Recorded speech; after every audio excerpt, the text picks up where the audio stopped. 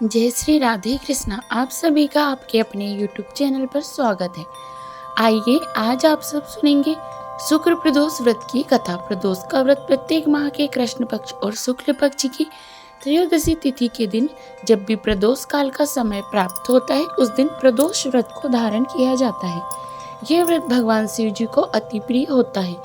जो भी भक्त सच्ची श्रद्धा के साथ नियम और निष्ठा के साथ शुक्र प्रदोष का व्रत धारण करते हैं, इससे व्यक्ति के सभी प्रकार के पापों का नाश होता है, दाम्पत्य जीवन खुशहाल होता है तथा सभी प्रकार के सुख और समृद्धि की प्राप्ति होती है। तो आइए सुनते हैं शुक्र प्रदोष व्रत की कथा। तो प्रेम से बोलिए भगवान भोलेनाथ की जय, माता पार्वती की जय, सभी देवी देवताओं की जय। एक समय की बात है, सभी प्राणियों के हितार्थ परम पवित्र भागीरथी के तट पर ऋषि समाज द्वारा विशाल गोष्ठी का आयोजन किया गया। विज्ञ महर्षियों की एकत्रित सभा में व्यास जी के परम शिष्य पुराण वेत्ता श्री सूत जी हरि कीर्तन करते हुए पधारे।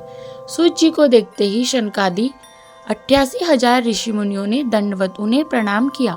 महाज्ञानी श्री सूत जी ने भक्ति भाव से ऋषियों को हृदय से लगाया तथा आशीर्वाद दिया। विद्वान ऋषिगण और सब शिष्य आसनों पर विराजमान हो गए। मुनिगण विनीत भाव से पूछने लगे कि हे परम दयालु, कली काल में भगवान शंकर जी की भक्ति किस आराधना द्वारा उपलब्ध होगी, हम लोगों को बताने की कृपा कीजिए, क्योंकि कलयुग के सभी प्राणी पाप कर्म में रत होकर वेद शास्त्रों से विमुख रहेंगे। दीन जन अनेकों संकटों से त्रस्त रहेंगे। हे मुनि श्रेष्ठ, कली काल में सत्कर्म की ओर किसी की रुचि नहीं होगी।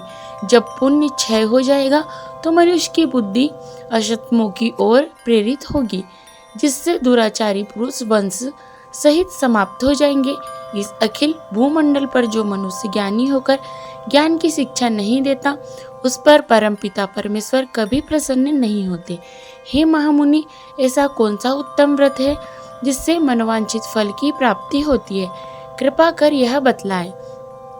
ऐसा सुनकर दयालु हृदय से सूत जी कहने लगे कि हे श्रेष्ठ मुनियों तथा शौनक जी, आप धन्यवाद के पात्र हैं। आपके विचार सराहनीय है एवं प्रशंसनीय है। आप वैष्णवों में अग्रगण्य है, क्योंकि आपके हृदय में सदा ही परहित की भावना रहती है। इसलिए शौनकादि ऋषियों, आप सुनो, मैं उस व्रत को तुमसे कहूँगा जिसके करने से सब पाप नष्ट हो जाते हैं। धन वृद्धि कारक, दुख विनाशक, सुख प्राप्त कराने वाला, संतान देने वाला, मनोवांछित फल प्राप्ति कराने वाला यह व्रत तुमको सुनाता हूँ, जो किसी समय भगवान शंकर जी ने सती जी को सुनाया था, और उनसे प्राप्त यह परम श्रेष्ठ उपदेश मेरे पूज्य गुरु जी ने मुझे सुनाया था, जिसे मैं आपको समय पाकर शुभ बेला में सुनाता हूँ। अब मैं आपको शुक्रवार त्रयोदशी प्रदोष व्रत की कथा सुनाता हूँ। इस व्रत की पूजा विधि अन्य प्रदोष व्रत के समान ही है। इसमें श्वेत रंग की खीर जैसे पदार्थ का ही सेवन करने का विशेष महत्व होता है। श्री सूत जी बोले, प्राचीन काल की बात है, एक नगर में 3 मित्र रहते थे। तीनों में घनिष्ठ मित्रता थी। उनमें से एक राजकुमार, दूसरा ब्राह्मण पुत्र, तीसरा सेठ पुत्र था। राजकुमार व ब्राह्मण पुत्र का विवाह हो चुका था। सेठ पुत्र का विवाह होने के बाद गौना नहीं हुआ था। एक दिन तीनों मित्र आपस में स्त्रियों की चर्चा कर रहे थे। ब्राह्मण पुत्र ने नारियों की प्रशंसा करते हुए कहा कि नारीहीन भूतों का डेरा होता है। सेठ पुत्र ने जब यह वचन सुना तो अपनी पत्नी को लाने का तुरंत निश्चय किया। सेठ का पुत्र अपने घर गया और माता पिता से अपना निश्चय बतलाया। उन्होंने बेटा से कहा कि बेटा, शुक्र देवता डूबे हुए हैं। इन दिनों बहू बेटियों को उनके घर से विदा कराकर लाना शुभ नहीं होता, अतः शुक्रोदय के बाद तुम अपनी पत्नी को विदा कराकर ले आना। सेठ पुत्र अपनी जिद से टस से मस नहीं हुआ और अपने ससुराल जा पहुंचा। सास ससुर को इसके इरादे का पता चला। उन्होंने इसको समझाने की कोशिश की, किंतु वह नहीं माना और फिर उसके सास ससुर को विवश हो अपनी कन्या को विदा करना पड़ा। सास ससुर से विदा होकर पति पत्नी नगर के बाहर निकले ही थे कि उनकी बैलगाड़ी का पहिया टूट गया और एक बैल की टांग टूट गई। पत्नी को भी काफी चोटें आई। सेठ पुत्र ने आगे चलने का प्रयत्न जारी रखा, तभी डाकुओं से भेंट हो गई और वे धन लूट कर ले गए। सेठ पुत्र पत्नी सहित रोता पीटता अपने घर जा पहुंचा। जाते ही उसे सर्प ने डस लिया। उसके पिता ने वैद्यों को बुलवाया। उन्होंने देखने के बाद घोषणा की कि सेठ पुत्र 3 दिन में मर जाएगा। उसी समय इस घटना का पता जब ब्राह्मण पुत्र को लगा तो उसने सेठ जी से कहा कि आप अपने लड़के को पत्नी सहित बहू के घर वापस भेज दो। यह सारी बाधाएं इसलिए आई है कि आपका पुत्र शुक्र अस्त में पत्नी को विदा कर लाया है। यदि वह वहां पहुंच जाए तो यह बच जाएगा। सेठ को ब्राह्मण पुत्र की बात जच गई और अपनी पुत्र वधू को वापस लौटा दिया। वहां पहुंचते ही सेठ पुत्र की हालत ठीक होनी आरंभ हो गई। शेष जीवन सुख आनंद पूर्वक व्यतीत किया और अंत में वह पति पत्नी दोनों विमान द्वारा स्वर्गलोक को चले गए।